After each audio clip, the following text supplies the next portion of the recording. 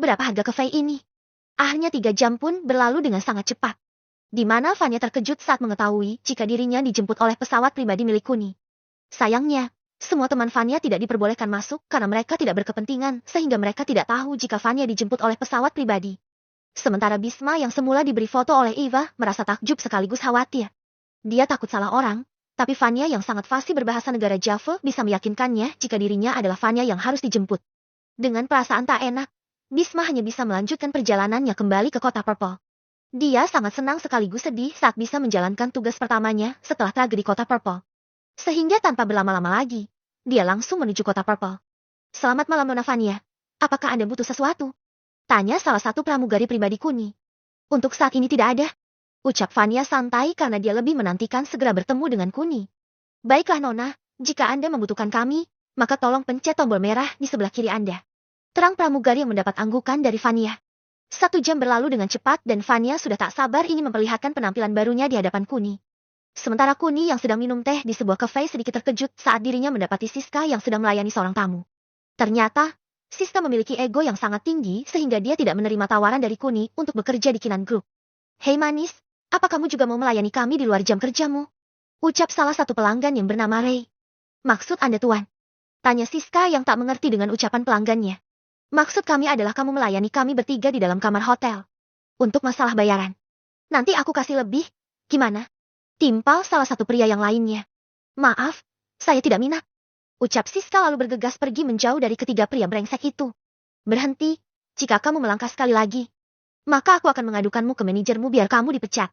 Ucap Ray yang mencoba mengancam Siska. Sementara Siska langsung berhenti. Dia tak tahu harus berbuat apa. Apalagi dia butuh pekerjaan ini untuk menghidupi dirinya dan bayi yang ada di dalam perutnya. Hahaha, ternyata takut juga ucap salah satu pria bernama Beno. Bagaimana? Apa kamu mau dengan tawaran kami? Ucap Ray sambil mendekati Siska dan memeluknya dari belakang. Siska yang terkejut lalu memberontak. Tapi sayang, kekuatan Siska tak bisa menandingi kekuatan Ray dan membuat Ray makin tergoda dengan ketidakberdayaan Siska. Asyah. Teriak Ray. Naas bagi Ray. Senyumannya sedetik yang lalu langsung berubah menjadi jeritan kesakitan saat tangan kanannya patah setelah dipegang oleh Kuni dan membuat Siska terlepas dari genggaman Ray. Sementara kedua teman Ray terkejut dan tak bisa melihat pergerakan Kuni. Yang membuat keduanya tak tahu harus berbuat apa. Setidaknya, jika kamu ingin mengintimidasi seorang wanita, pikirkan baik-baik sebelum nyawamu melayang sia-sia. Ucap Kuni santai pada Ray. Bajingan, teriak kedua teman Ray lalu maju dan menyerang Kuni secara bersama-sama.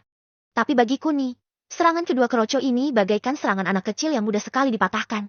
Bahkan selain menangkis, Kuni juga kembali mematahkan kedua tangan pria tersebut yang kembali membuat suara jeritan di sekitar kafe. Sementara semua orang yang hadir di sekitar kafe langsung berdiri dan pergi, tapi ketiga bajingan itu malah meringkuk kesakitan sambil memikirkan betapa malangnya nasib mereka. Padahal tujuan mereka datang ke kafe ini adalah untuk bersenang-senang dengan seorang wanita. Tapi naasnya, bukan kesenangan yang mereka dapat, tapi kesakitan yang teramat sakit yang mereka rasakan. Pergilah sebelum aku benar-benar membunuh kalian di sini. Ucap Kuni santai yang membuat bajingan-bajingan ini sedikit ketakutan. Tanpa basa-basi lagi dan tetap dengan menahan rasa sakit, mereka bertiga akhirnya pergi dan meninggalkan kafe tersebut. Meskipun ada dendam di hati mereka, tapi apalah dah jika kekuatan mereka tak mampu mengalahkan Kuni seorang diri. Kamu tidak apa-apa Siska. Ucap Kuni mencoba menghibur Siska. Kenapa Kun? Kenapa kamu selalu ikut campur masalahku? Ucap Siska dengan berlinang air mata. Sementara Kuni tak bisa berkata apa-apa lagi. Jika dia berkata kebetulan, mungkin akan membuat Siska kecewa. Tapi jika dia berkata iba, mungkin itu akan lebih menyakiti hatinya. Apalagi saat Kuni bilang karena rasa kemanusiaan. Mungkin itu akan lebih menyakitkan buat Siska karena Kuni seperti tidak menganggapnya ada, entah sebagai teman atau orang yang disayangi. Melihat Kuni diam, Siska yang sudah terlanjur kecewa langsung pergi meninggalkan Kuni. Dia ingin sekali melupakan Kuni, tapi saat dia sudah bisa melupakan Kuni, Kuni selalu hadir dan membantunya yang membuatnya makin gelisah saja. Di sisi lain, Kuni yang mengetahui Siska pergi tak tahu harus berbuat apa. Jika mengejarnya, dia tak bisa membohongi hatinya yang tak punya rasa dengan Siska. Tapi saat mengingat Kinan, Kuni merasa bersalah pada Siska karena dulu Kinan ingin Kuni menikahi Siska. Sebuah suasana yang canggung kembali tercipta antara Kuni dan Siska. Di mana dalam hubungan yang awalnya baik-baik saja, kini makin rusak akibat ulah Kuni sendiri yang tak bisa mengambil sikap yang tepat untuk Siska. Lama sekali Kuni merenung, sampai-sampai pihak kafe takut untuk meminta ganti rugi pada Kuni saat melihat betapa kuatnya Kuni. Bahkan ada beberapa yang berbisik bahwa Kuni adalah pria macho. Ada lagi yang berbisik jika dia rela jadi istri simpanannya. Bahkan ada yang bilang jika dia mau membiayai sisa hidup Kuni. Tanpa mereka sadari di sini jika Kunilah yang terkaya dan paling kaya di antara mereka. Semakin lama, obrolan mengenai Kuni semakin liar saja. Hal ini membuat Kuni sedikit muak dan tanpa basa-basi lagi, Kuni lalu bergegas menuju ruangan manajer yang sudah dia ketahui sejak awal. Katakan padaku, berapa harga cafe ini? Ucap Kuni santai, seolah-olah dia sedang menawar bawang di pasar. Emangnya Kuni pernah nawar agar lebih murah? Seingat penulis sih gak pernah. Kalau menawar lebih mahal sih pernah lah ya. Sementara manajer tertegun, dia tak tahu harus berkata apa karena dia juga terkejut tiba-tiba Kuni menanyakan harga padanya. Maaf tuan, maksud Anda apa? Tanya sang manajer pada Kuni. Bab 322. Hadiah untuk Siska. Maksud Anda tuan? Aku ingin membeli cafe ini secara tunai sekarang juga. Ucap Kuni dengan gimik wajah yang sangat serius sekali. Maaf tuan, saya tidak punya wewenang untuk itu. Ucap manajer sedikit gugup. Kalau begitu, cepat hubungi pemiliknya dan tanyakan berapa harganya. Ucap Kuni sedikit membentak. Sementara sang manajer sedikit gugup saat meraih ponselnya. Dengan tergesa-gesa, dia lalu menghubungi pemilik cafe yang membuat pemilik cafe sedikit meremahkan Kuni. Bilang sama dia cafe itu saya jual 400 juta terima bersih semua, ucap pemilik di seberang telepon yang tentunya didengar oleh Kuni. Aku setuju. Tanyakan nomor rekeningnya agar bisa aku transfer sekarang juga. Ucap Kuni yang membuat manajer terkejut. Bahkan dia belum menyampaikan besaran nominalnya dan Kuni sudah setuju saja. Tuan, apa Anda sudah tahu besaran nominalnya? Tanya manajer dengan raut wajah sedikit ada penghinaan. 400 juta harga yang ditawarkan oleh bosmu. Dan kamu akan aku kasih 100 juta sebagai perantara. Apa itu masih kurang jelas untukmu? Ucap Kuni yang membuat bos di seberang telepon serta sang manajer yang sedang ada di hadapan Kuni terpaku. Mereka tak mempercayai kata-kata Kuni sehingga dalam beberapa detik, mereka terpaku berjamaah. Aku akan membayarnya, dan bukan menunggu orang melamun. Ucap Kuni lagi yang membuat keduanya kembali tersadar. Sementara sang manajer yang sadar langsung mematikan teleponnya. Dia secara pribadi mengurus semua berkas-berkas kepindahan pemilik yang mana cafe yang selama ini dia kelola akan berpindah tangan pada pemuda yang terlihat arogan di depannya ini. Tuan, siapakah nama Anda? Apa ada tanda pengenal Anda? Ucap sang manajer sopan sekali. Bukan aku, cepat panggil Siska. Aku ingin cafe ini atas nama Siska. Ucap Kuni santai. Epi apa, Anda membeli cafe ini untuk orang lain? Tanya sang manajer yang sangat gugup sekali. Aku tidak butuh keterkejutanmu. Aku butuh Siska yang akan mengurus semua ini. Ucap Kuni yang membuat sang manajer sedikit kesal. Dengan perasaan sedikit kesal, sang manajer berjalan keluar untuk mencari Siska. Sementara Kuni langsung duduk di kursi yang ada di depan meja sambil melihat waktu. Dia tak ingin melewatkan waktunya untuk menjemput Vanya secara pribadi. Mungkin bagi sebagian orang, Vanya adalah gadis gemuk. Tapi bagi Kuni, meskipun dia gemuk, tapi Kuni ingin membahagiakannya. Tanpa disadari oleh Kuni jika Vanya sudah berubah total, sekarang. Kurang dari 5 menit, Siska yang datang bersama sang manajer terkejut saat melihat Kuni yang sedang duduk di kursi ruang manajernya. Maaf pak, saya bersedia mengganti rugi tapi saya mohon jangan pecat saya. Ucap Siska yang mengira jika Kuni di sini untuk mengganti semua perabotan yang dirusak olehnya. Apa yang kamu katakan Ibu Siska? Mungkin ada kesalahpahaman di sini. Ucap sang manajer bersikap sopan pada Siska. Sementara Siska terkejut. Rupanya dia salah mengira jika permasalahannya bukan karena perabot cafe yang dirusak oleh Kuni. Baiklah tuan, sekarang Ibu Siska ada di sini. Ucap sang manajer. Kuni lalu berdiri dan mendekati Siska. Dengan perasaan rasa bersalahnya dan juga persahabatan yang pernah terjalin di antara mereka. Mungkin hanya ini yang bisa dilakukan Kuni untuk Siska. Dengar sis, aku tahu perasaanmu tentangku. Tapi aku benar-benar tak ada rasa denganmu. Tapi, jika kamu ingin memberi waktu aku sedikit lebih lama lagi, aku akan berusaha mencintai dan menyayangimu. Ucap Kuni sambil memeluk Siska. Jangan sentuh aku Kun. Aku memang tak sebaik Kinan. Tapi aku mencintaimu dengan tulus. Meskipun begitu, kamu tetap tak meliriku. Aku tak menyalahkanmu karena sebuah penolakan darimu. Tapi aku menyalahkan diriku sendiri yang tak seberuntung Kinan. Apalagi aku sekarang adalah wanita kotor. Jadi aku mohon lepaskan aku. Ucap Siska dengan penuh penghayatan. Semua beban yang selama ini diam dan akhirnya hilang sudah. Rasa penyesalan serta kebenciannya terhadap Kuni sudah sirna. Kini tinggal penyesalan atas dirinya sendiri yang masih tersisa. Jalan hidup yang dilalui oleh Siska memang berliku-liku. Tapi dia tak bisa memilih jalan yang benar sehingga dia harus menanggung beban yang teramat berat. Terlebih dengan dirinya yang berbadan dua membuat harapannya untuk mengejar Kuni lagi makin sirna. Bukankah sudah aku katakan padamu sis? Jika aku tak tahu jalan mana yang selama ini kamu ambil. Tapi mulai sekarang, saat ada aku hanya akan memberikan kebahagiaan untukmu. Meskipun bukan sebagai kekasih, tapi aku tetap akan menjadi sahabat yang baik untukmu. Terang Kuni. Maaf Kun, hubungan di antara kita sudah tidak bisa diperbaiki lagi. Setidaknya, bisakah kamu menjauh dariku? Pinta Siska pada Kuni. Baiklah sis, jika itu maumu. Tapi aku punya syarat untukmu. Ucap Kuni yang sebetulnya terkejut saat Siska dengan gamblangnya meminta Kuni menjauh darinya. Katakanlah Kun, selama aku tidak melihatmu. Ucap Siska datar. Aku akan menghadiahkan kafei ini untukmu. Kamu terima dan aku tidak akan pernah mengusikmu lagi. Terang Kuni.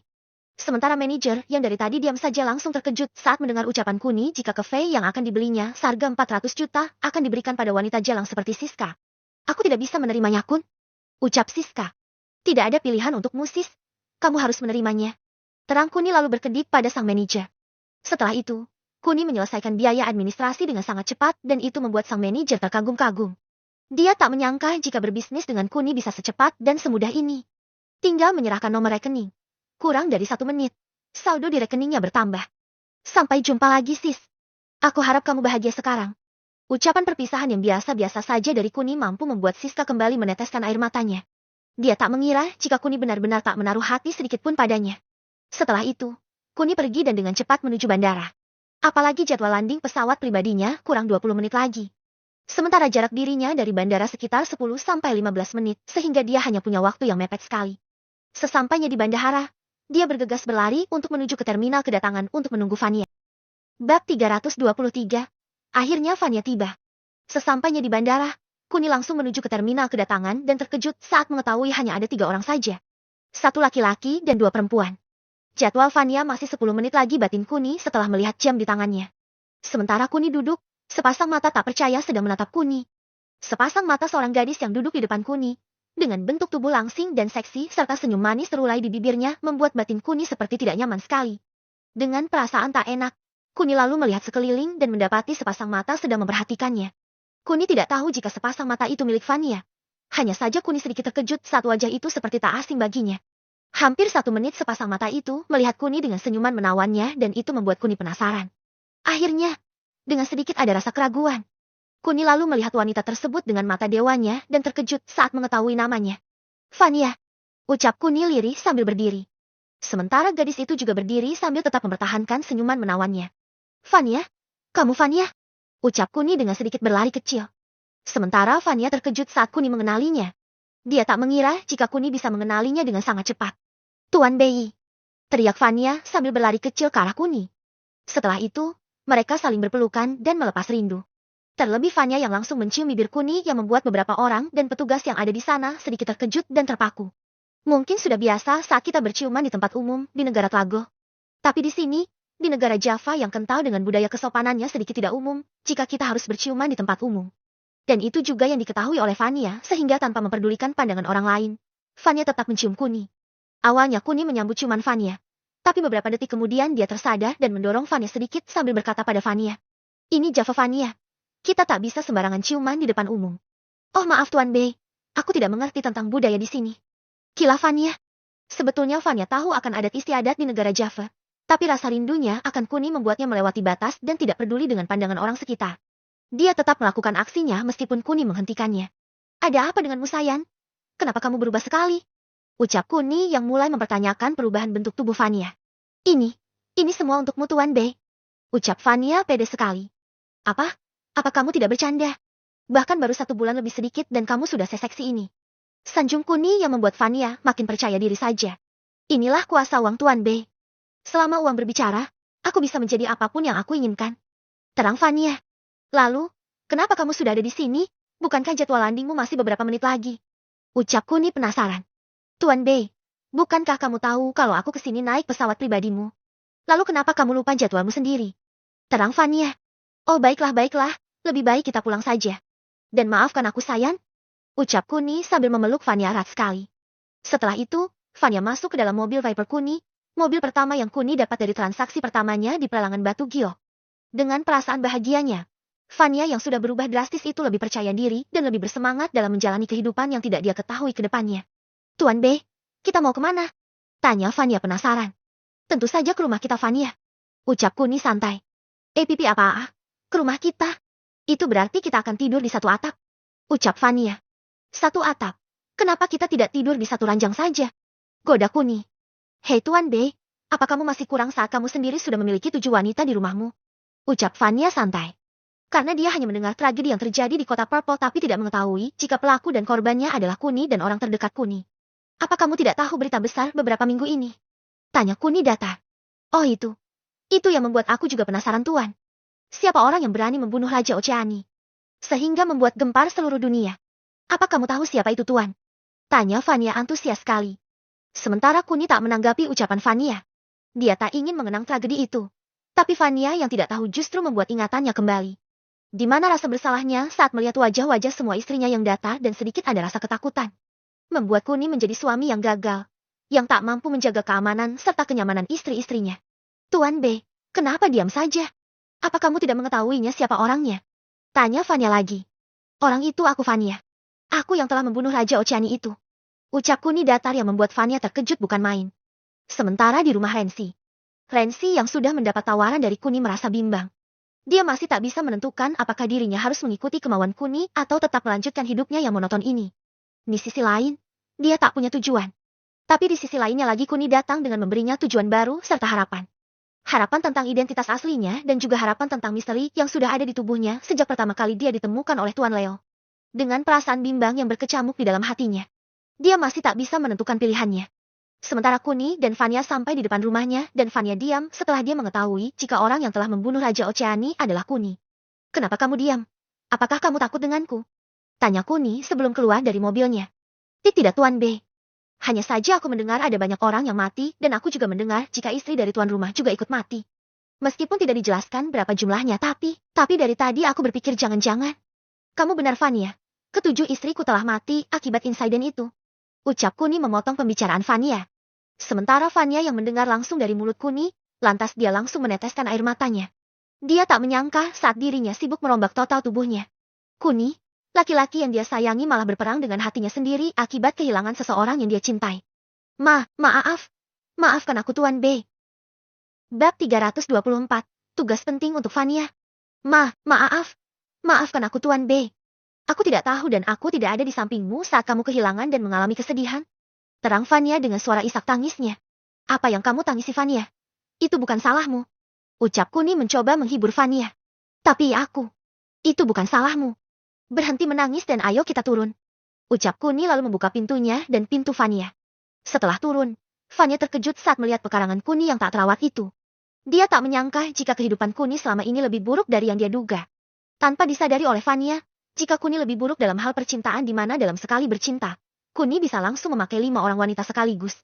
Ada apa sayang? Apa kamu ingin tinggal di hotel? Ucap Kuni sambil merangkul Vania. Tuan B, ini. Abaikan semuanya.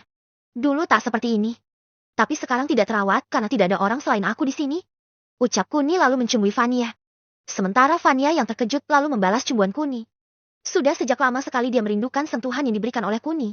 Sehingga tanpa berlama-lama lagi, dia langsung membalas cumbuan Kuni dengan lebih intens lagi. Desah Vania yang tak bisa bebas berbicara karena kuluman demi kuluman yang dilakukan Kuni mampu merobohkan kesadarannya dalam sekejap mata. Kuni yang melihat raut wajah Vania yang sudah berubah itu lantas menggendong Vania sambil tetap mencumbuinya. Dia tak memberikan waktu luang sedetik pun bagi Vania sehingga membuat Vania sedikit kehilangan nafas dan nafas yang menderu-deru itu sudah menandakan jika dirinya benar-benar horny sekarang. Oh Tuan B, oh Orzesh. Kacau Vania saat Kuni memilin dan meremas-remas gunung kembarnya dari luar bajunya. Sejak melakukan perawatan, gunung kembar Vania jadi lebih besar. Apalagi tak seimbang dengan lekuk tubuhnya yang seksi dan membuat Kuni makin bernafsu untuk menggauli Vania. Kamu terlihat lebih menggoda sayang? Sanjung Kuni pada Vania. Aku melakukan semua ini hanya untukmu Tuan B. Ucap Vania dengan senyum bangganya. Nomor. Panggil aku Kuni sayang. Ucap Kuni lalu melumat habis bibir Vania. Seiring berjalannya waktu, setiap proses, setiap scene adegan mereka memadu kasih berjalan dengan lancar. Hal itu terbukti dari pakaian mereka yang tiba-tiba terlepas tanpa mereka sadari. Bahkan saking asyiknya, Kuni yang sudah sangat merindukan Vania. Begitu pula sebaliknya langsung bercinta yang membuat keduanya hanya bisa mengerang dan mengerang. Oh ya Tuan B.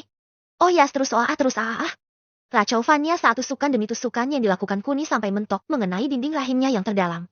Terus Tuan Tuan aku mau argo Desah panjang Vania yang membuat Kuni tersenyum dan menghentikan aktivitasnya. Bagaimana sayang? Apakah kamu benar-benar merindukanku? Tanya Kuni. Aku sangat merindukanmu Tuan. Ucap Vania jujur dengan senyuman kebahagiaan di mulutnya. Panggil aku Kuni. Apakah kamu tak ingin menjadi istriku? Ucap Kuni lagi yang membuat Vania terpaku untuk sesaat lalu sedetik setelah dia sadar. Dia meneteskan air mata kebahagiaan yang belum pernah dia rasakan sebelumnya. Kenapa kamu menangis sayang? Tanya Kuni sedikit keheranan. Aku tidak menangis, Kun. Hanya saja aku bahagia sekali karena ada orang yang mau mengajakku menikah. Terlebih orang itu adalah kamu, laki-laki yang memang aku cintai dengan tulus. Ucap Fania penuh dengan kejujuran. Dengar Sayan, aku akan membahagiakanmu mulai sekarang. Jadi aku tak ingin melihat air matamu jatuh lagi. Yang aku inginkan adalah senyuman dan senyuman untukmu. Terang Kuni lalu lanjut mencumbui Fania lagi. Malam ini, malam yang sangat spesial bagi keduanya terutama Fania. Semenjak kenal dengan Kuni, Fania selalu merasakan bahagia. Tak sedetik pun dia bersedih karena Kuni adalah laki-laki pertama yang menyanjungnya dan laki-laki pertama yang mengajaknya menikah. Malam yang panjang mereka lalui dengan perasaan penuh rasa bahagia. Bahkan sudah tak terhitung jumlahnya Fania mencapai klimaks, sementara Kuni terus menggenjotnya tanpa henti. Rasa yang hampir sama tapi kenikmatannya yang semakin lama semakin membuat candu bagi Fania. Tanpa memikirkan apapun, dia terus melayani Kuni tanpa lelah. Bahkan tubuhnya yang sudah pegal-pegal itu masih kuat untuk melayani Kuni beberapa ronde lagi. Tanpa dia sadari jika selama ini Kuni yang membantunya sehingga dia bisa bertahan lebih lama lagi saat melayani Kuni. Setelah 4 jam mereka berpacu dalam derasnya keringat yang mengalir di antara keduanya, Kuni yang sudah 3 kali mengeluarkan laharnya menyudahi permainannya dengan Fania. Dia tak ingin memaksa Fania karena dia bisa bercinta dengan Fania sesuka hatinya sekarang. Pagi menyingsing dan membuat Fania terkejut saat dia bangun tidak melihat Kuni. Di ruangan kamar ini, mereka semalam bercinta dan sekarang dia sendirian yang membuat Fania sedikit ketakutan. Tanpa basa-basi lagi, Fania yang sedikit ketakutan lalu meraih handphonenya untuk menghubungi Kuni. Tapi sebelum sempat dia memencet teleponnya, Fania mendengar suara mesin mobil Kuni dan mengurungkan niatnya untuk menghubungi Kuni. Tuan B, kenapa kamu gak bangunin aku? Ucap Fania sambil bernada manja dengan Kuni. Sudah aku bilang, panggil aku Kuni. Lagian aku lihat kamu pula sekali Sayan. Ucap Kuni santai sambil memberikan makanan yang baru saja dia beli. Tapi kan aku takut Tuan. Kuni. Ucap Fania. Apa yang kamu takutkan? Kan ada aku. Ucap Kuni. Baiklah. Apa sekarang jadwal kita? Apa kita harus keliling Purple agar aku terbiasa dengan cuaca di sini? Ucap Fania manja sekali. Hems, mungkin itu bisa. Tapi aku punya kejutan untukmu. Ucap Kuni sambil tersenyum penuh arti pada Fania. Oh, ayolah Kun. Aku sangat tidak suka kejutan. Ucap Fania. Baiklah, jika kamu tidak suka kejutan. Lalu apa yang kamu suka? Tanya Kuni karena sejujurnya Kuni tidak mengerti sama sekali tentang Fania. Aku suka burungmu. Ucap Fania dengan malu-malu. Kamu memang luar biasa Fania. Tapi aku sungguh-sungguh minta maaf karena aku memang punya tugas yang penting untukmu. Ucap Kuni dengan senyumannya. Baiklah, sekarang katakan apa tugasku. Aku akan menyelesaikannya dengan cepat. Ucap Fania. Bab 325. Gaji 1 miliar.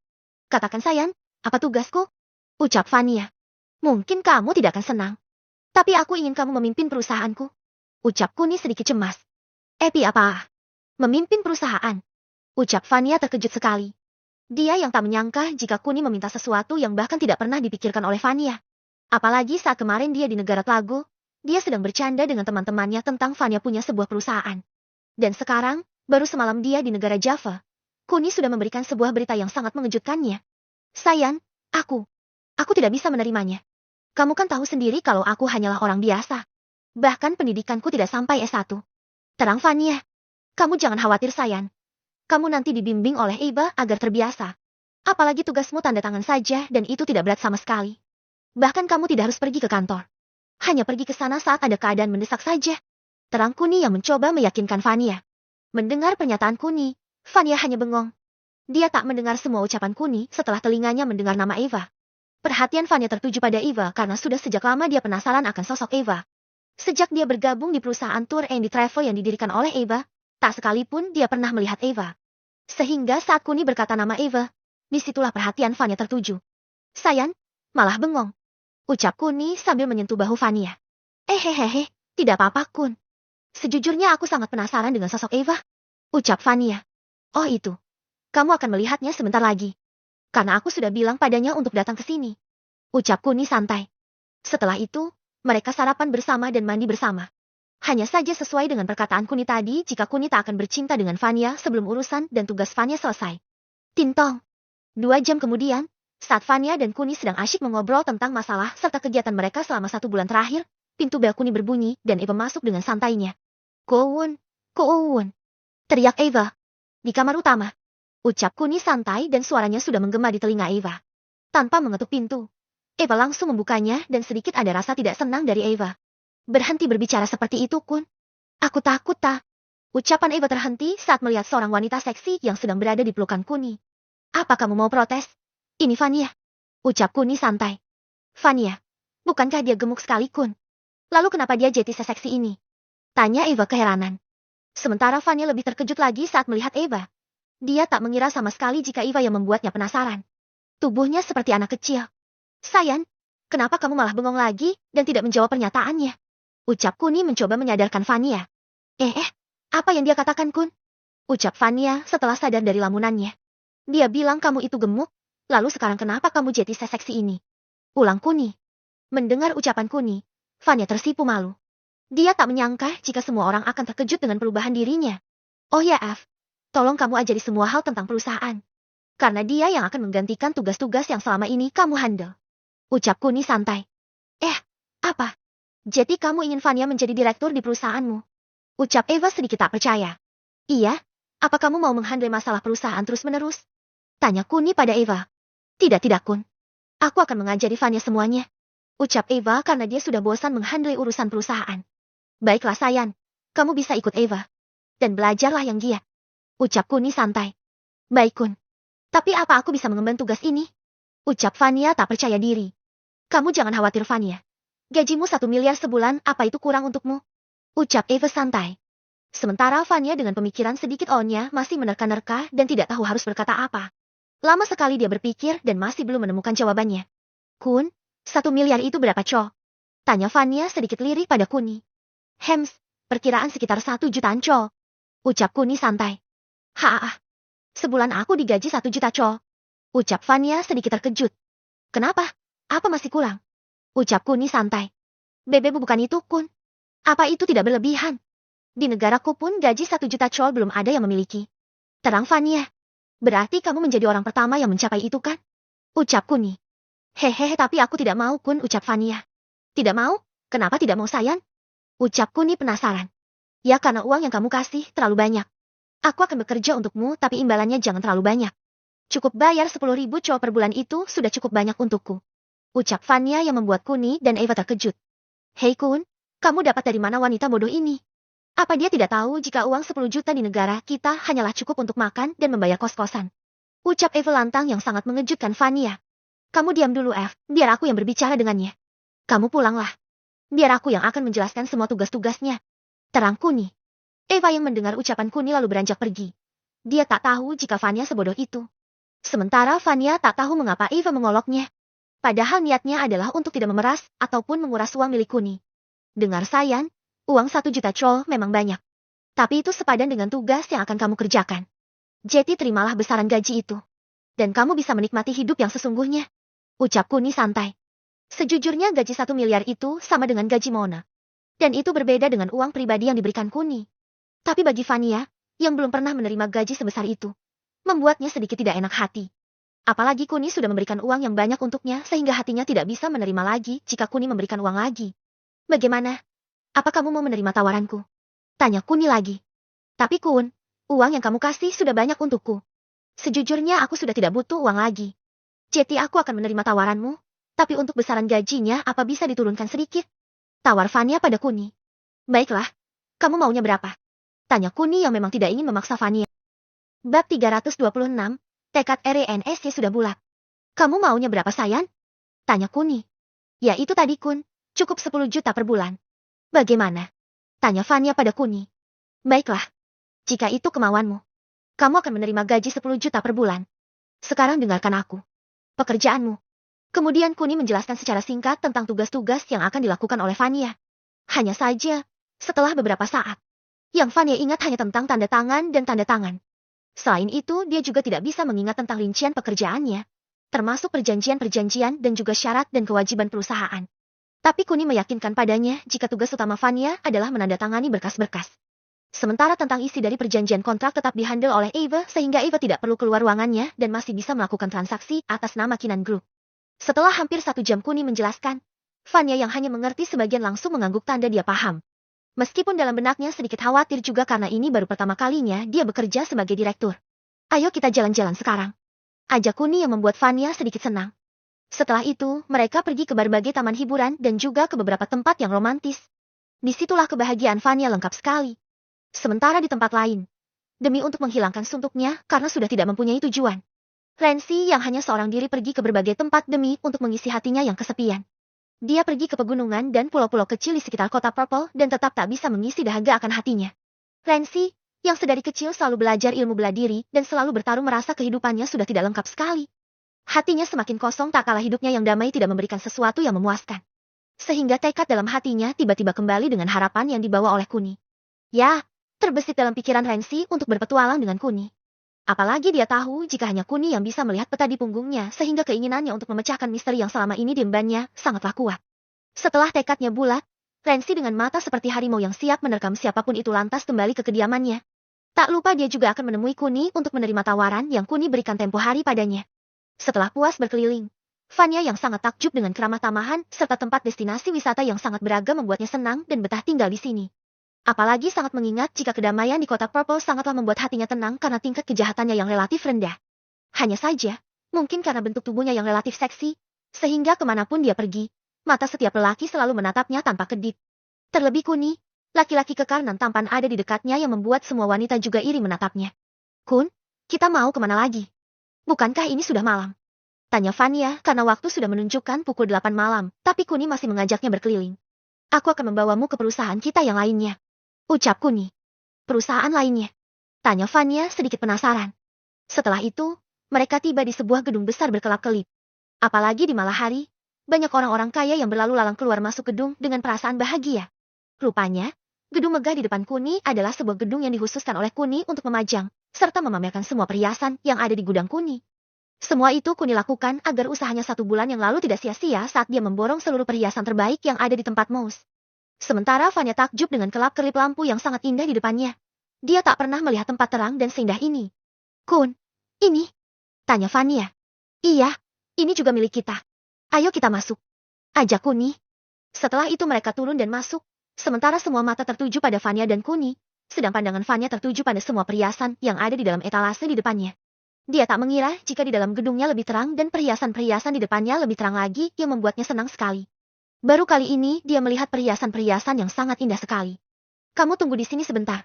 Aku akan mencari seseorang. Ucap Kuni lalu pergi. Sementara Vanya berkeliling dengan wajah bahagianya.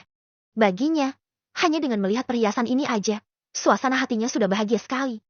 Vanya berkeliling dengan wajah seperti orang baru pertama kali melihat sebuah perhiasan megah dan indah-indah ini yang membuat semua orang yang di dekatnya menatapnya sedikit meremehkan. Mereka berpikir jika Vanya adalah orang miskin yang tidak akan pernah mampu membelinya. Karena semua itu sudah jelas terlihat dari raut wajahnya. Bahkan tak jarang ada yang menyindir serta mengolok-oloknya sebagai pelakor ataupun simpanan sugar daddy karena mereka berpikir jika Vanya hanya mengandalkan tubuhnya untuk meraup keuntungan. Oh lihat, siapa ini? Ucap seorang laki-laki dengan bahasa Telago yang membuat Vanya sedikit terkejut juga. Setelah itu Vanya menoleh dan lebih terkejut lagi saat Vanya melihat laki-laki itu. Laki-laki yang pernah dia tolak seminggu yang lalu sudah ada di depannya dengan seorang wanita cantik di pelukannya. Meskipun kecantikannya tidak bisa mengalahkan Vanya. Siapa dia sayang? Tanya wanita tersebut dengan bahasa Telago juga. Dia adalah wanita miskin yang sombong. Ucap laki-laki tersebut menghina Vanya. Bolton Wonders, jaga bicaramu. Apa kamu sakit hati karena aku tolak sebelumnya? Ucap Vanya yang mulai percaya diri lagi.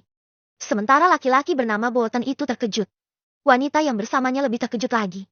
Rupanya ini wanita yang pernah menolak Bolton. Kamu yang jaga ucapanmu. Aku memang bilang suka. Tapi itu hanya taruhan saja. Meskipun aku kalah taruhan. Tapi uang 50.000 col hanyalah uang kecil bagiku. Ucap Bolton berbohong agar martabatnya sebagai laki-laki bisa tetap terjaga di mata wanitanya. Sementara Vanya langsung pergi dan tak menghiraukan ucapan Bolton. Terlepas dari taruhan atau tidak. Kenyataannya adalah dia sudah menolak Bolton. Sedangkan tindakan Vanya yang tiba-tiba pergi membuat Bolton marah. Dia tak pernah diperlakukan seperti ini. Apalagi oleh seorang wanita miskin yang telah berani menolaknya. Bab 327. Sebutir pasir di hadapan calon suamiku. Dasar jalang, beraninya kamu pergi dan mengacukanku. Teriak Bolton yang membuat semua orang menatapnya. Meskipun semua orang yang menatapnya tak mengerti ucapannya, tapi teriakannya sudah cukup untuk membuat semua orang menoleh padanya. Apa? Kamu bilang aku jalang? Dasar buaya, hanya cewek bodoh yang mau dengan pria brengsek sepertimu. Ucap Vanya lalu berbalik pergi lagi. Berhenti, atau kalau tidak, aku akan menyuruh petugas keamanan untuk menyeretmu keluar. Ancam Bolton pada Vanya. Sementara Vanya yang ingat jika tempat ini juga miliknya. Membuatnya sedikit tersenyum kecil, apa bisa bos diusir batin Vanya? Kenapa kamu tersenyum? Apa kamu meragukan kekuasaanku di sini? Ucap Bolton lagi. Aku sangat meragukannya. Karena pria brengsek sepertimu hanyalah sebutir pasir di hadapan calon suamiku. Ucap Vanya yang bangga sekali dengan Kuni. Bagaimana Vanya tidak bangga? Kuni adalah orang yang membunuh Raja Oceani. Lalu untuk apa Kuni takut membunuh seorang kroco yang ada di depan Vanya saat ini? Hah, calon suami. Apa kamu bermimpi? Cepat panggil dia. Akan aku beri pelajaran dia di depan matamu agar kamu tahu siapa aku. Ucap Bolton arogan sekali.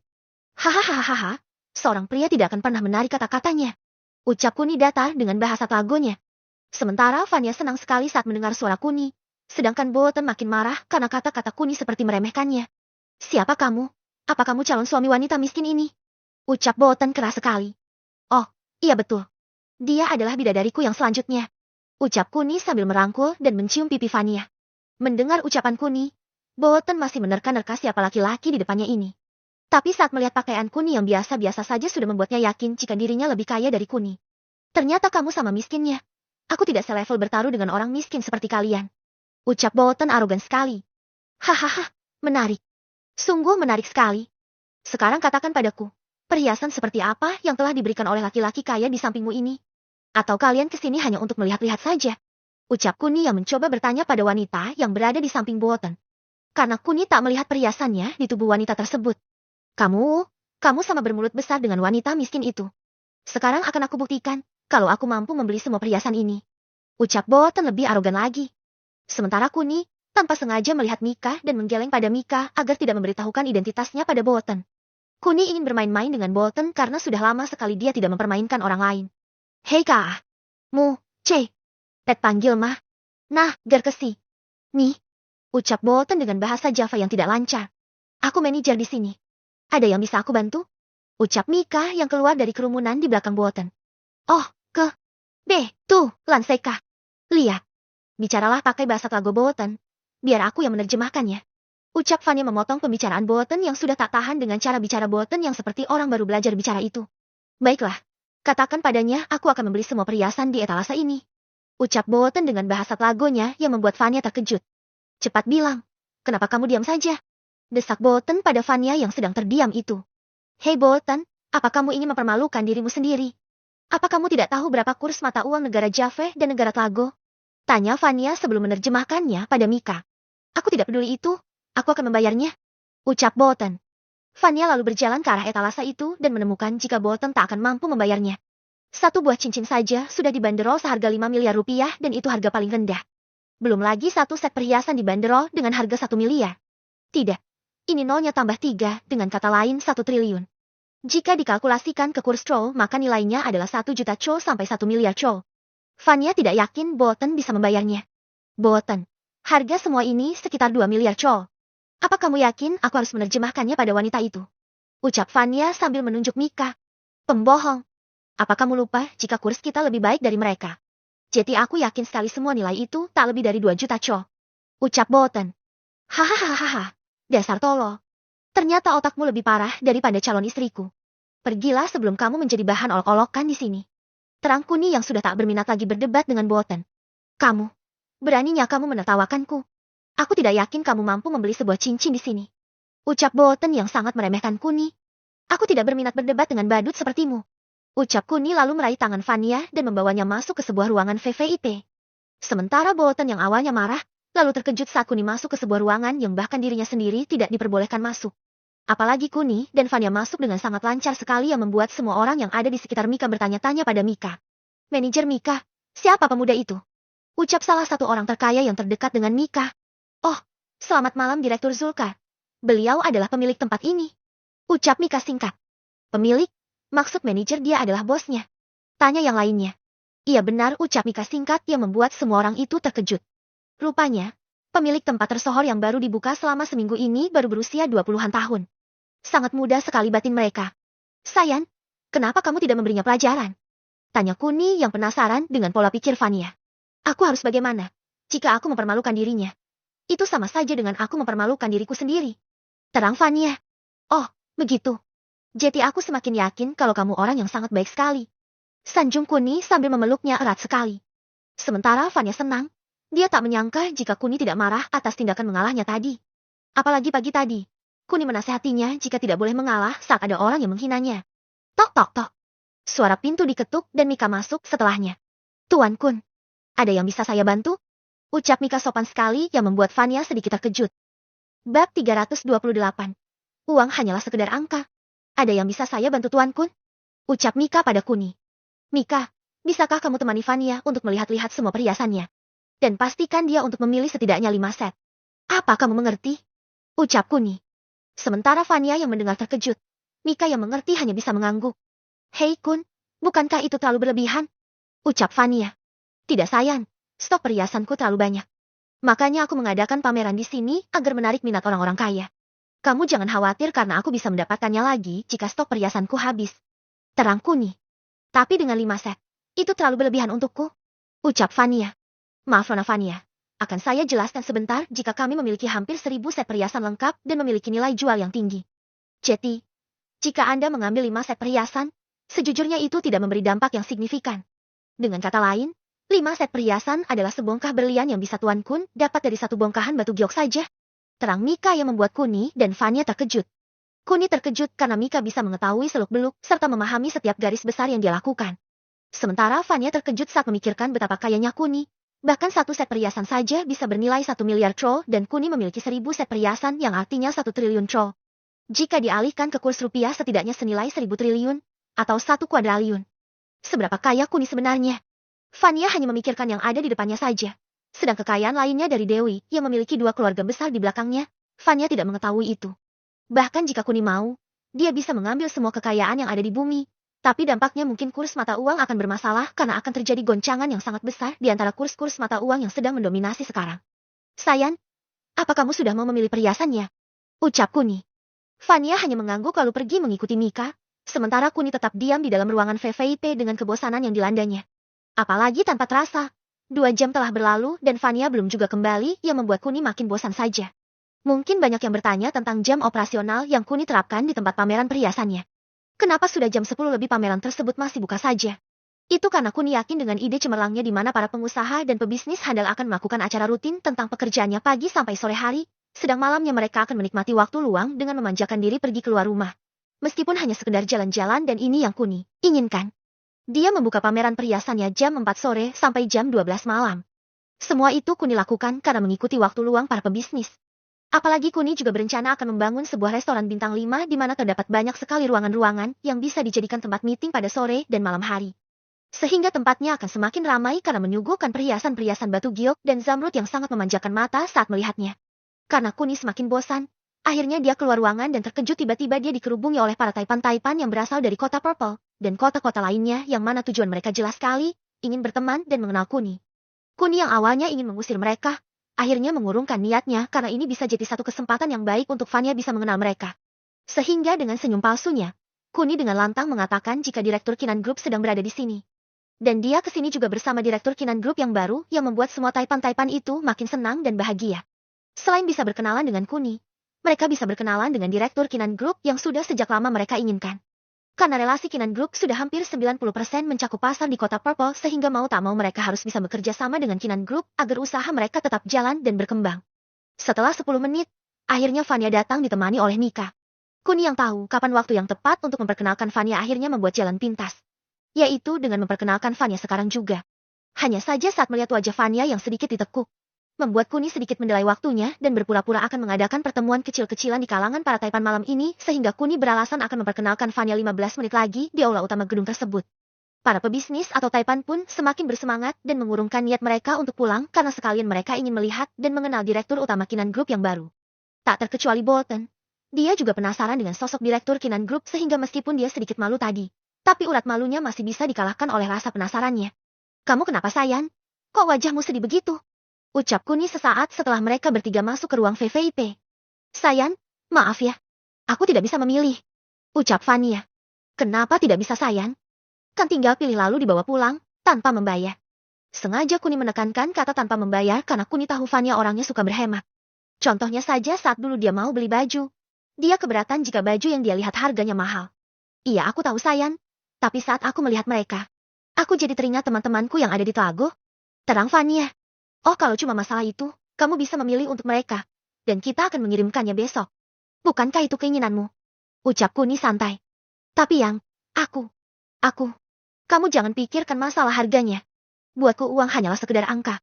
Ucap Kuni santai yang memotong ucapan Vania. Iya aku tahu, tapi aku kasihan dengan mereka. Kalaupun aku kasih berlian ini, mungkin nyawa mereka dalam bahaya karena di sana tingkat kejahatannya sangat tinggi. Terang Vania lagi. Mendengar cerita Vania, Kuni yakin jika keinginan Vania adalah bisa lebih dekat dengan teman-temannya lagi. Tapi Kuni tak ada pilihan selain menurutinya karena Vania yang sekarang sudah sangat dibutuhkan oleh Kuni. Selain teman bercinta, Vania yang sekarang sangat cocok untuk menjadi pemimpin di perusahaan Kinan Group. Bab 329, Vania HWRVEN, Direktur Utama Kinan Group. Sekarang apa maumu? Atau kamu susul dan bawa mereka ke sini? Karena mungkin kamu butuh teman untuk menjalankan perusahaan Kinan Group. Terang Kuni yang membuat Vania sedikit terkejut. Apa kamu bilang tadi, Yang? Tanya Vania lagi yang seolah-olah tak percaya dengan apa yang didengarnya. Aku bilang, kamu susul mereka dan pekerjakan mereka di bawah perintahmu. Dengan begitu, kalian bisa bekerja bersama dan bermain bersama saat pulang kerja. Bukankah hidup ini akan terasa indah saat kita bahagia bersama orang-orang terdekat kita? Terang Kuni yang membuat Vania makin bahagia lagi. Tapi kebahagiaan yang ditunjukkan Vania hanya sebentar karena dia butuh proses yang sedikit rumit saat mengajak teman-temannya. Selain biaya akomodasi, visa dan juga izin menetap yang berbulan-bulan nampaknya rumit. Bahkan Vania saja sedikit khawatir akan dirinya karena dia tak tahu menahu tentang dokumen dirinya yang ada di negara Java. Entah sebagai warga negara asing atau dia sudah pindah negara. Tapi yang jelas selama dia bersama Kuni, tak ada yang perlu dia khawatirkan. Apalagi Sayan, kenapa tiba-tiba murung lagi? Tanya Kuni. Mungkin sulit membawa mereka ke sini Yang, karena butuh dokumen yang sangat tebal dan rumit agar mereka bisa ke sini. Terang Vania sedih. Kalau masalah itu, biar Eva yang mengurus. Sekarang yang harus kamu lakukan adalah besok pagi pergi ke Tlago dan membawa mereka ke sini. Setelah itu aku harap kamu akan bahagia saat berkumpul lagi bersama mereka. Terang Kuni lagi yang membuat Vania kembali ceria. Sayan, terima kasih ya. Aku tidak tahu harus membalas kebaikanmu seperti apa. Ucap Vania lalu mencium Kuni di depan Mika. Sebetulnya, Vania sudah melupakan Mika. Yang dia tahu adalah dia dan Kuni berada di satu ruangan dan momen romantisnya datang saat Kuni mencoba membahagiakan Vania dengan mendatangkan teman-temannya, sehingga Vania melupakan Mika yang sedari tadi berdiri di belakang Vania.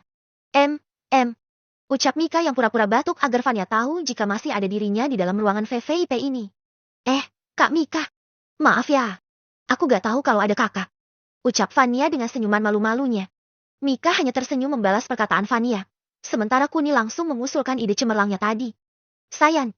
Sekarang saat yang tepat untukmu agar kamu lebih dikenal sebagai Direktur Utama Kinan Group. Sehingga orang-orang yang meremehkanmu ke depannya akan mengalami nasib yang lebih buruk lagi. Terang Kuni yang membuat Vania bingung. Maksudnya Yang? Tanya Vania dengan wajah polosnya. Maksud aku adalah, kamu sekarang keluar bersama Mika dan Mika cepat kenalkan dia sebagai Dirut Kinan Group yang baru. Aku akan menunggu kalian di sini. Ucap Kuni santai karena dia tetap teguh dengan pendiriannya. Yaitu bersikap rendah diri dan tidak menonjol. Sementara Vania pasrah. Mika yang baru mendengarnya tadi sedikit terkejut. Pantas saja Kuni memperlakukan Vania istimewa karena Kuni ingin agar Vania mengambil alih perusahaan Kinan Group. Setelah itu, Mika dan Vania keluar menuju mimbar dan membuat semua orang memperhatikan mereka. Bahkan sudah banyak yang menerka-nerka jika wanita yang bersama manajer Mika adalah Dirut Kinan Group yang baru. Hanya saja mereka tidak berbicara banyak karena sebelum ini, kebanyakan besar dari mereka menghina Vania sebagai orang miskin yang tak mampu membeli perhiasan di sini. Tanpa mereka sadari jika wanita yang mereka hina adalah orang yang selama ini ingin mereka kenal. Para hadirin, terima kasih atas waktu serta kesempatan yang kalian berikan. Meskipun tidak diliput oleh media, tapi saya akan memperkenalkan Dirut Kinan Group yang baru. Kepada Nona Vania Horven silahkan menyapa para hadirin. Ucap Mika sambil menunjuk Vania. Sementara Vania berjalan dengan anggunnya. Orang-orang yang sudah menduganya tak bisa berkata-kata lagi karena mereka melakukan kesalahan yang fatal dengan meremehkan Vania di awal. Sedangkan Bolton terkejut bukan main. Rupanya wanita yang menolaknya seminggu yang lalu, wanita yang dia hina miskin tadi, ternyata dia adalah Dirut Kinan Group yang baru. Meskipun dia berasal dari negara Tlago, tapi dia tahu jika di kota Purple ini, perusahaan Kinan Group adalah perusahaan terbesar sekarang. Apalagi kedatangannya ke sini selain berkencan dengan wanitanya, dia mendapat misi dari keluarganya untuk menjalin persahabatan dengan Kinan Group karena mereka sudah mendengar jika bisnis Kinan Group cepat atau lambat akan menguasai negara Java serta negara-negara tetangga termasuk Tlago dan negara kecil lainnya. Sementara Vania memberikan sedikit pidatonya, Bolton meremas kekasihnya karena kesal. Dia kesal akan dirinya yang sombong sehingga sikapnya itu merugikan dirinya dan keluarganya. Hanya 5 menit Vania berdiri di mimbar dan sudah mendapat tepukan riuh dari para taipan-taipan yang melihatnya. Bagi Vania, dia senang sekali dengan sambutan yang diberikan oleh mereka. Tapi bagi mereka, Vania adalah sasaran yang empuk. Apalagi saat mereka melihat wajah Fanya yang polos sehingga membuat mereka yakin jika untuk mendapat kerjasama dengan Kinan Group, mereka hanya cukup menyanjung saja dan Fanya pasti akan menandatanganinya. Sebelum pulang, Fanya selalu diajak salaman serta diajak berkenalan oleh semua orang yang hadir. Dan itu membuat Fanya sangat terkejut sekali. Rupanya antusiasme saat dirinya menjadi dirut Kinan Group terasa sekali. Lelah, letih dan sedikit berkeringat. Itu yang Fanya rasakan. Sampai-sampai tubuhnya ingin ambruk karena letih yang teramat sangat. Bahkan lebih letih berkenalan dengan mereka ketimbang bercinta dengan Kuni. Bagaimana Sayan? Apa kamu bahagia sekarang? Tanya Kuni setelah mereka berada di dalam mobil dan melaju ke arah rumah Kuni. Sungguh melelahkan Kun. Aku tidak kuat untuk bangun Kun. Ucap Fanya. Mana tanganmu? Aku yakin setelah ini kamu akan segar kembali. Ucap Kuni santai. Setelah itu, tanpa curiga, Fanya mengulurkan tangannya, dan kurang dari 10 detik, aliran energi kehidupan dari Kuni mengalir ke tubuh Fanya dan membuat Fanya bugar dalam sekejap. Kun, ini, tubuhku rasanya bugar kembali. Ucap Fanya senang sekali. Itu bukan masalah. Oh ya tadi Eva bilang jika besok pagi kamu akan menyusul temanmu tepat jam 7 pagi. Jadi cepat tidurlah dan bangun lebih pagi. Terang Kuni pada Fanya. Oh iya, kenapa cepat sekali Kun? Tanya Fanya keheranan. Bab 330. Fanya pergi, Kuni kesepian lagi. Oh iya, kenapa cepat sekali Kun? Tanya Fanya keheranan. Tidak juga Sayan, karena aku ingin kebahagiaanmu tercapai secepatnya. Kilah Kuni. Sebenarnya, semua Kuni persiapkan secepat mungkin karena dia akan berpetualang dengan Rensi dalam waktu dekat ini. Sehingga selama waktu masih ada, Kuni akan memanfaatkannya sebaik mungkin. Meskipun sampai detik ini Rensi belum mengabarinya. Tapi saat mengingat tawarannya sampai sekarang baru 1 hari. Dan Kuni yakin jika Rensi pasti ikut dengannya. Sesampainya di rumah, Fanya yang sudah bugar itu mencoba menggoda Kuni. Hanya saja Kuni tolak secara halus karena dia tak ingin Fanya kurang tidur. Apalagi saat mengingat waktu yang hampir mendekati tengah malam. Dan Fanya harus pergi menjemput temannya besok pagi sehingga godaan Fanya ditepis oleh. Itu bayangan saya secara pribadi Sol. Karena kenyataannya Kuni tetap bercinta dengan Fanya. Meskipun hanya 2 jam, tapi itu sudah cukup bagi Kuni untuk mengeluarkan lahar putihnya. Sementara Fanya yang sudah puas itu langsung terlelap tidur. Hehehehehehe. Keesokan paginya, Fanya yang bangun sekitar jam 6:30 langsung terkejut. Lagi-lagi dia bangun kesiangan yang membuatnya terburu-buru. Sementara Kuni yang asyik ngopi di pekarangan rumahnya hanya menatap sedih pada rerumputan liar serta gerbang yang dulunya berwarna putih itu. Dia rindu dengan semua orang yang pernah ada di sana. Dia rindu suasana ramai gelak tawa semua istri-istrinya. Dia rindu suara tegas pengawalnya yang setiap pagi berbaris dan melakukan senam kebugaran di halaman rumahnya. Dia rindu dan rindu. Air mata yang menetes tanpa dia sadari telah jatuh di kaki bagian pahanya yang membuat celana itu basah. Bahkan orang sekuat Kuni pun tetap menangis tak kalah kehilangan orang yang dia sayangi. Entah kapan kenangan ini akan terulang, tapi satu yang pasti. Jika Kuni bisa memutar waktu, dia akan menjaga semuanya tak peduli jika harus menjadi seorang teroris sekalipun. Kun, Kun. Teriak Fanya yang kembali menyadarkan Kuni. Sebelum berbalik, Kuni yang sadar jika ada air mata di pipinya lalu mengembangkan kekuatannya sehingga air matanya menguap dan itu tanpa disadari oleh Fanya. Ada apa Sayan? Ucap Kuni lembut sambil berbalik melihat Fanya. Kamu selalu gak bangunin aku yang? Lihat aku terlambat sekarang. Ucap Fanya yang mengeluh pada Kuni. Sementara Kuni hanya tersenyum. Dia tak pernah berpikir jika Fanya sangat ketat sekali dengan waktunya. Padahal dia sudah menjadi seorang direktur dan dia juga bisa menjadwal ulang sesuka hatinya. Mungkin karena dia belum terbiasa sehingga Kuni membiarkannya. Mungkin suatu hari nanti, dia akan bisa beradaptasi dengan sendirinya. Apa yang kau keluhkan Sayan? Eva bilang jadwalnya mundur jam ke-8. Selain itu aku penasaran. Apa kamu sudah menghubungi teman-temanmu agar bersiap-siap? Ucap Kuni sambil mengetik sebuah pesan pada Eva kalau jadwal penerbangan milik Fanya mundur 1 jam. Oh ya Sayan, aku belum memberitahu mereka. Untung saja kamu mengingatkannya. Ucap Fanya lalu masuk dan menghubungi semua teman-temannya untuk bersiap-siap. Setelah itu, 1 jam telah berlalu dan Fanya sudah terbang menuju negaranya. Dengan perasaan senang, dia akhirnya bisa berkumpul lagi dengan teman-temannya. Sementara Kuni yang sendirian lagi, hanya bisa mengenang setiap tempat dan juga momen-momen yang pernah dia rasakan. Entah itu bersama Kinan, Sisel ataupun yang lainnya, sehingga hatinya kembali galau akibat kenangan-kenangan bersama istri-istrinya yang selalu terngiang-ngiang di telinganya.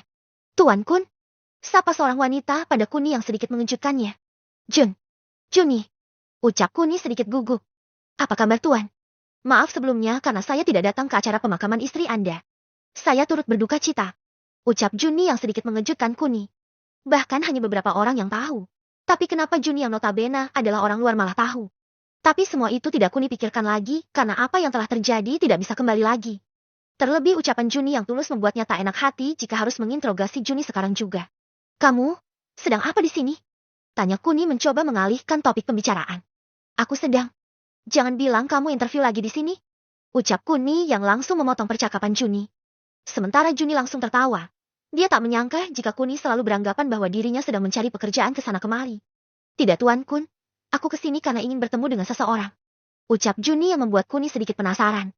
Bertemu seseorang? Di taman hiburan ini? Terang Kuni. Oh iya Tuan, bisa dikatakan ini Ken pertamaku. Ucap Juni malu-malu. Mendengar ucapan Juni, Kuni sedikit mengerti sehingga dia tak ingin bertanya lagi. Bukan karena Kuni cemburu, tapi dia tidak harus mencampuri urusan orang lain. Sehingga diam adalah jalan yang aman untuknya sekarang. Oh baiklah Jun, semoga lancar. Ucap Kuni lalu pergi meninggalkan Juni. Sementara Juni hanya bisa tersenyum. Dia tahu terdapat kesenjangan yang amat banyak di antara dirinya dan Kuni sehingga membuatnya tak pernah berpikir untuk bisa lebih dekat lagi dengan Kuni, teman semasa sekolah dasarnya. Oh ya Jun, mengenai tawaran kami. Apa kamu bisa bekerja denganku sekarang? Tanya Kuni karena dia ingin Juni menjaga Najwa dan Wawa. Hanya ada Rudy, Angela, orang tua Kinan beserta bibinya dan Evita beserta Najwa anak Mona dan Wawa anak Puspita yang masih hidup. Rudy dan Angela yang syak saat mendengar Sisau dan semua istri-istri Kuni yang mati, memutuskan untuk tinggal di luar negeri. Sementara Evita memilih kembali ke kampung halamannya yang ada di desa. Sedangkan orang tua Kinan tetap berada di rumah yang dibelikan oleh Kuni di Permata Ungu. Sementara untuk uang belanja, Kuni tetap memberi mereka jatah. Karena bagi Kuni mereka tetap menjadi mertua meskipun anak-anak mereka telah lebih dulu pergi meninggalkan Kuni. Tapi kewajiban Kuni sebagai menantu yang berbakti tetap dia lakukan. Ada satu lagi yang kurang, orang tua Lisa dan Amir. Mereka tetap dengan kehidupannya dan sama dengan orang tua Kinan. Tetap mendapat jatah mertua dari Kuni serta tetap tinggal di rumah yang Kuni belikan. Di sebuah perumahan yang berjarak 2 km dari rumah Kuni. Bab 331. Syarat Eri.